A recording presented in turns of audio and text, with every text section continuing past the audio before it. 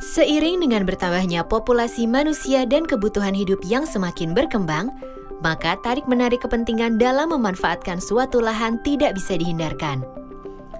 Hal ini disebabkan sumber daya yang terkandung pada suatu lahan begitu beragam dalam cakupan wilayah yang terbatas. Contohnya bisa kita lihat di sekitar kita. Hutan alam yang menyimpan keanekaragaman hayati yang sangat tinggi, serta menjadi bendungan alami dari bencana banjir, longsor, dan kekeringan telah banyak dikonversi menjadi areal perkebunan dan hutan tanaman yang berkontribusi dalam penyerapan tenaga kerja, serta mendorong pertumbuhan ekonomi daerah.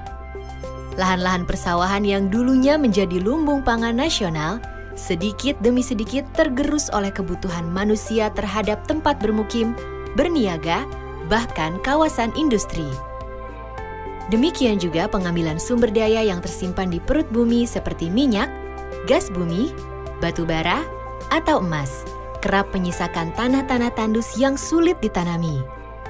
Jadi, tentunya bisa kita bayangkan apa yang akan terjadi pada satu wilayah yang kaya akan sumber daya lahan. Tarik-menarik kepentingan terjadi bukan hanya persoalan pemanfaatan lahan untuk mendorong pertumbuhan ekonomi semata. Namun lebih kompleks lagi, di mana pembangunan sumber daya lahan harus juga memperhatikan daya dukung lingkungan terhadap perlindungan keanekaragaman hayati, mitigasi dan adaptasi perubahan iklim, ketahanan pangan, serta perlindungan terhadap bencana.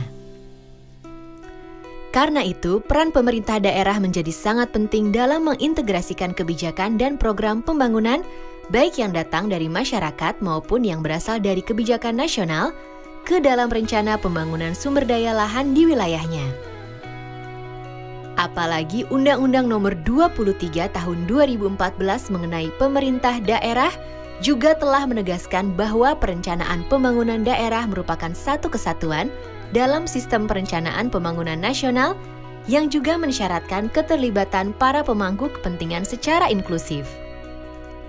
Selain itu, dalam proses perencanaan, pemerintah daerah juga perlu dukungan data dan informasi yang sahih atau valid agar dapat memetakan kondisi sumber daya lahan di wilayahnya, serta membuat strategi-strategi pengelolaan sesuai dengan potensi sumber daya lahan yang dimiliki. Data dan informasi yang terkini juga menjadi salah satu input penting dalam melakukan pengawasan dan evaluasi pembangunan sumber daya lahan.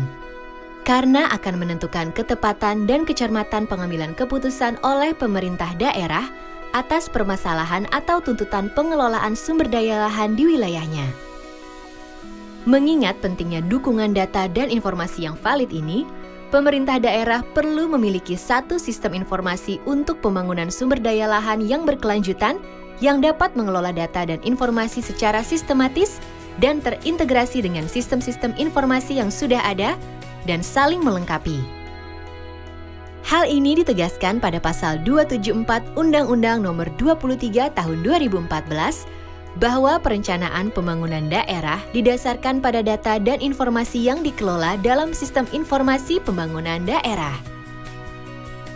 Untuk itu, sistem informasi untuk pembangunan sumber daya lahan berkelanjutan atau Information System for Sustainable Land Development yang disingkat INSTAN, hadir untuk mendukung para pemangku kepentingan, khususnya pemerintah daerah, untuk dapat mempersiapkan sistem pengelolaan data dan informasi di daerah dengan kerangka kerja sebagai berikut. Mempersiapkan peraturan dan kelembagaan, mendorong ketersediaan data dan metadata secara partisipatif, membangun sistem dan infrastruktur, serta mempersiapkan sumber daya manusia agar dapat terlibat aktif dalam pengelolaan data dan informasi.